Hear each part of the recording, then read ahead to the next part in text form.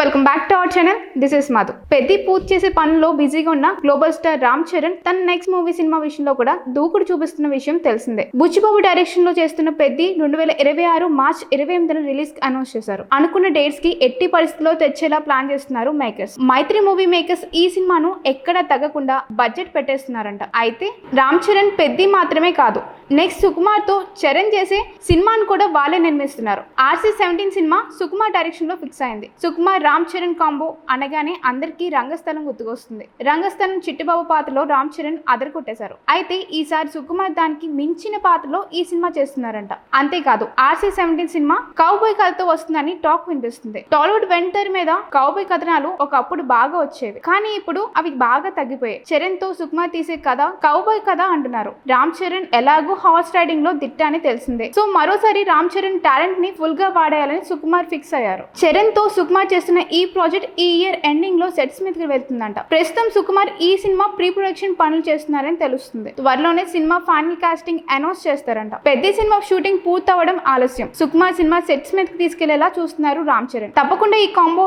Range అంచనాలకు తగ్గట్టుగానే ఈ సినిమా ఉంటుందని అంటున్నారు. పుష్ప తర్వాత సుకుమార్ రేంజ్ ఏంటో తెలిసిందే. సో ఎలా చూసినా సరే ఈ సినిమా మాస్ ర్యాంపేజ్ పక్కా అని చెప్పొచ్చు. రామ్ చరణ్ కూడా సుకుమార్ సినిమా అనేసరికి మరింత ఫోకస్ చేస్తున్నారు. పెద్దితో మాస్ హిట్ టార్గెట్ పెట్టుకున్న రామ్ చరణ్ సుకుమార్ సినిమాతో పాన్ వరల్డ్ షేక్ చేయాలని చూస్తున్నారు. ఈ కాంబో మీద ఉన్న అంచనాలు అలాంటివి కాబట్టి సుకుమార్ రామ్ చరణ్ బొమ్మ బ్లాక్ బస్టర్ చూరు అనేస్తారు. Hi guys, subscribe to JKTV. Subscribe to JKTV. Please subscribe to JKTV. Subscribe to JKTV. Hi, Andarki Namaskaram. Please subscribe JKTV. అందరికీ నమస్కారం. Please like, share and subscribe JKTV.